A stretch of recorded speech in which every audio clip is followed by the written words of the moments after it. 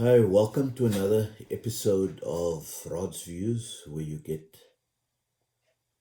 insightful, thoughtful, direct, uncontaminated, and thought provoking views around current affairs as it affects us in South Africa.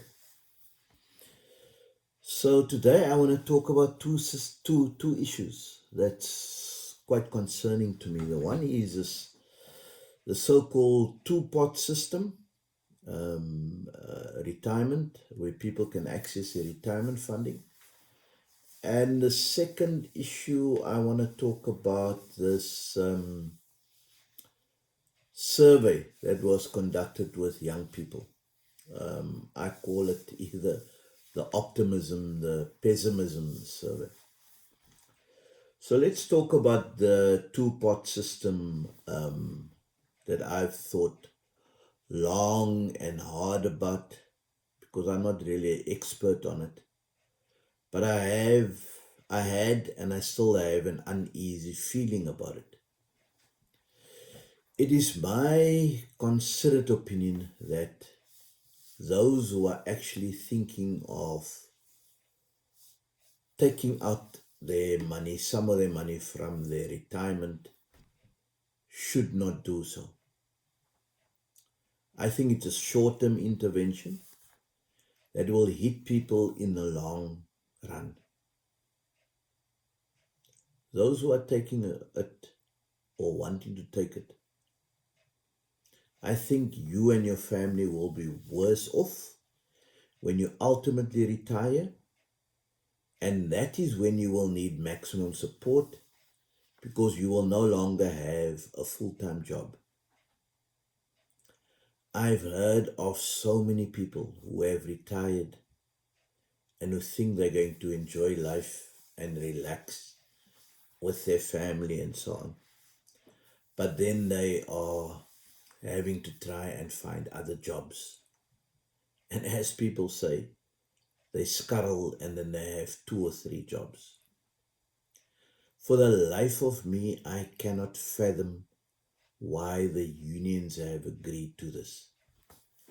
I wonder if this is not again one of those instances where hands were greased or the higher ups have cleverly hoodwinked the union leaders and our politicians to sell this thing to the workers and South Africans to accept.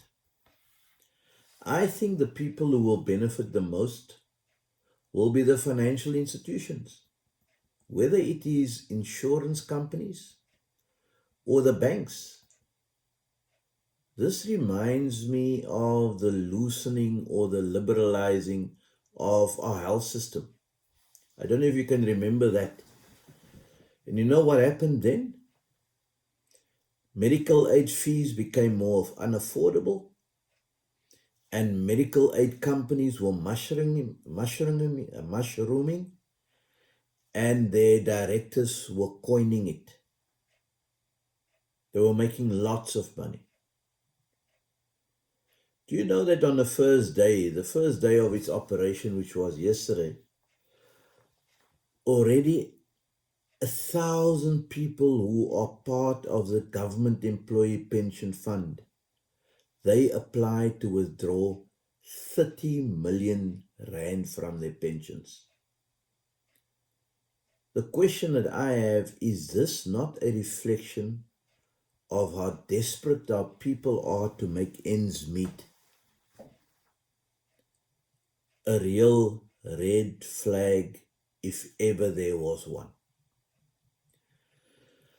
I am also not impressed that the authorities and insurance companies have made it so easy for people to withdraw their money.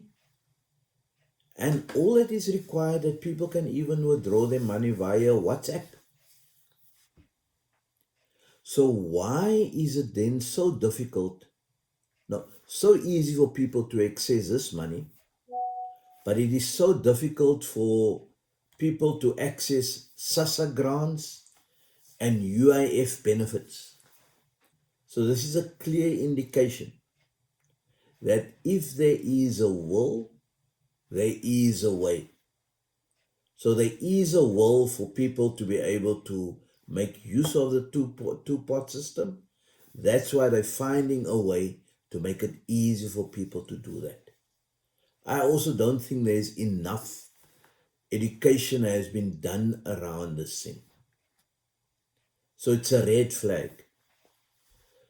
Another concern is this not also an easy way for government to access additional income via SARS? Because they are now going to tax people on the amounts that they want to withdraw, and SARS can easily deduct unpaid taxes from people. So billions will go into the state coffers via tax that SARS can get from this. And then what can the politicians do with that money? They can waste it on half-baked projects. The corruption trough can be fed, and politicians and others, high-ups, they can maintain their lavish lifestyles, all at the expense of the ordinary taxpayers. So governments found another way to milk the poor taxpayers. This country is really, really something else. Then let me talk a bit about the youth optimism or pessimism survey that was conducted.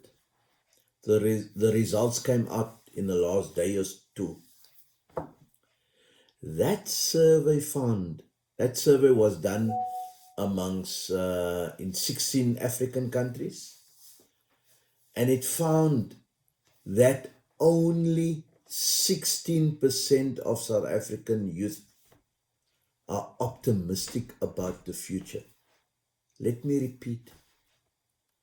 Only 16% of South African youth are optimistic about this country's future. And this is the lowest amongst these 16 African countries where the survey was done. So our youth don't even have hope. They don't have hope, and they don't trust government to do the right thing for the benefit of themselves. And corruption is a key concern for them.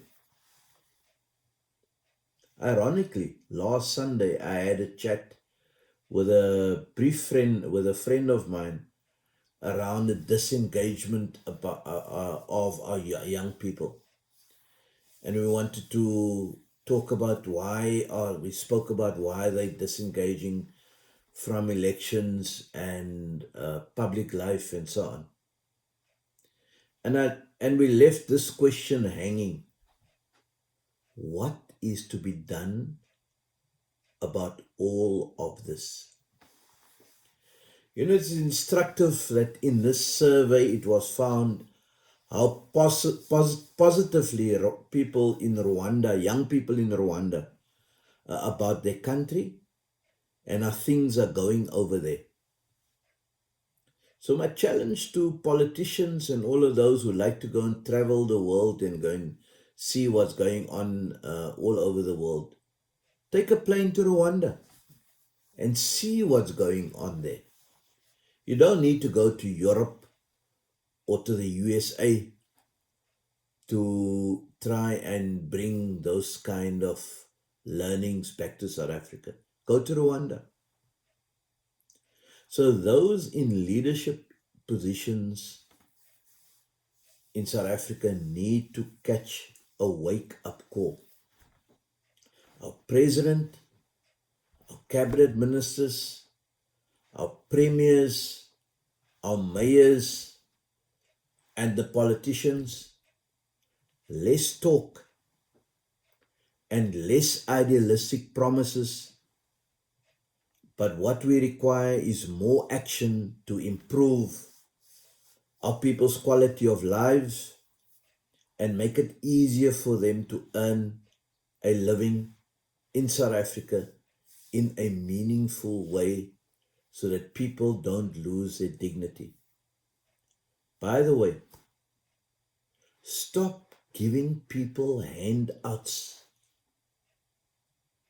Rather give them proper hand ups, so that people can take charge of their own destinies and don't just come to government to want things. If this rudderless ship called South Africa or Mzansi continue to float like this, ready yourself for an avalanche of our young people, black, white, pink, or yellow, doesn't matter what color they are. It doesn't matter whether they're boys or girls, but ready yourself for an avalanche of young people leaving this country for better opportunities elsewhere in the world because the majority of them are pessimistic.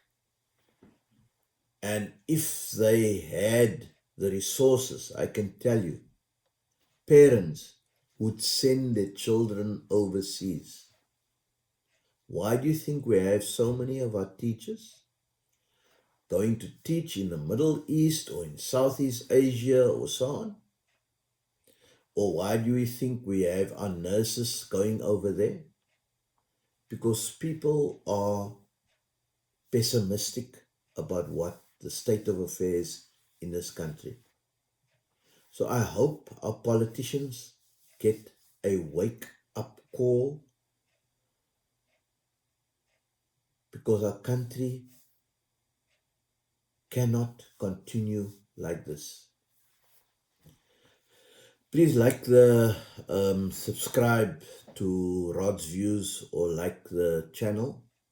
If you want more insightful views like this, till we meet again, we talk again later.